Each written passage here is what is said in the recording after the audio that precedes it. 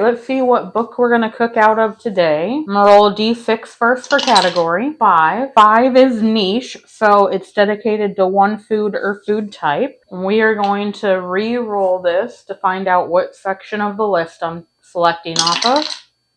5, the bottom third. All right, now we're going to roll a D12 to find the actual cookbook off the list. And we got a 12. So that means the cookbook we are cooking out of is the Irish Kitchen. We will be making the apple and mixed berry crisp. It says first step, preheat oven to 375. That's done. We need 2 large cooking apples, such as Granny Smith. It says about 1 pound, peeled and cut into bite-sized chunks. I peeled it, used an apple slicer, and then cut it into smaller chunks from there. I think you can get these at like Walmart. We have one from an apple orchard. Every woman in my family that's older than me has one. It might cut your apples. It might give you tetanus.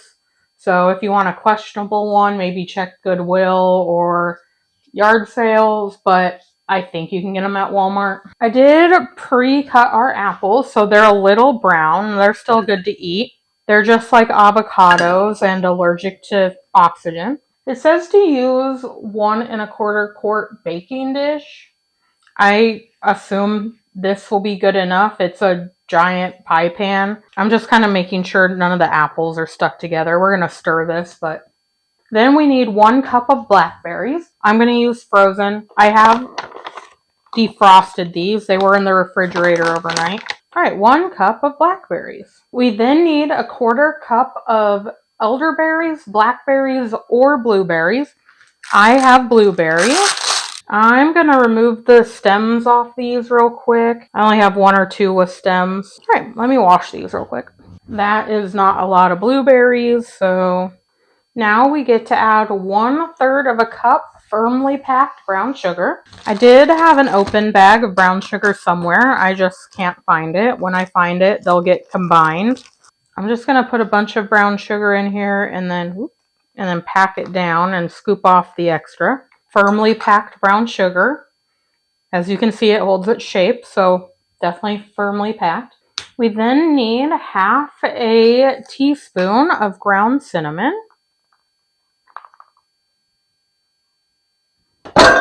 And then 1 tablespoon of water. There's our water. We now get to stir this all together.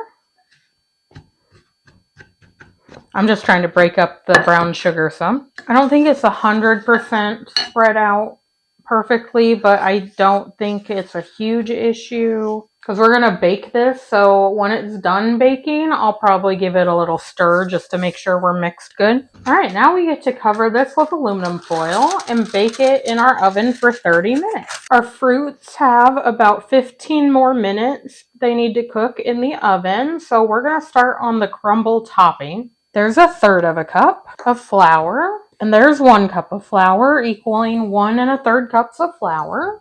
We need 1/4 of a cup of rolled oats, which is hardly anything. There's that.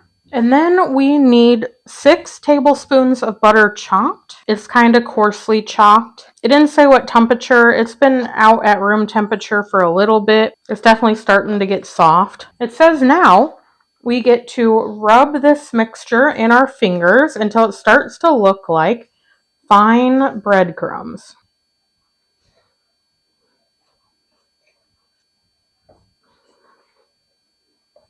I feel like that's working better, where you get a whole scoop of it and kind of rub it between your hands like that. I feel like that's going a lot faster than just like rubbing it between your fingertips like it said to do.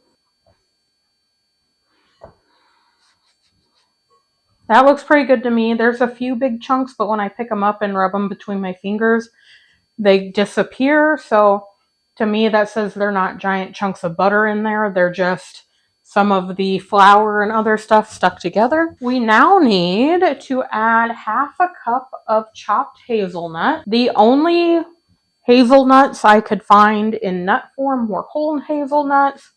I don't have like any specialized nut chopper or anything like that. So I just put them in the food processor. They might be a little finer than they wanted, but I'm not sure. And then we need to add 1/3 of a cup firmly packed brown sugar. All right, then we get to stir all that together. I'm just going to break up my brown sugar here real quick, make it easier to stir. All right, it looks pretty well combined to me. So now we just get to wait for the fruit to come out of the oven, and then we'll sprinkle this on top. Our 30-minute timer has gone off, so I just pulled these out of the oven. We now get to remove the foil. We're going to stir our fruit really quick. The apples are starting to get nice and tender, and that's what they wanted. Also, our berries are starting to lose juice, which is fine. I'm going to stir it a little bit more just because I was nervous about some of that brown sugar not being mixed in all the way, which honestly at this point it's probably all melted, dissolved in there really good. Let me push some of the fruit off the sides. Now we get to sprinkle this mixture evenly across the top. I'm trying to do evenly. I don't know how it's going. Also, this looks like a lot of mixture to fruit ratio, so I'm just going to pour the rest on top and then spread it out a little bit. There's our nice little fruit mixture. The crumbs on top are about as even as I think I can get them. So we're going to pop this back in the oven for 20 to 25 minutes, and then it'll be ready to eat.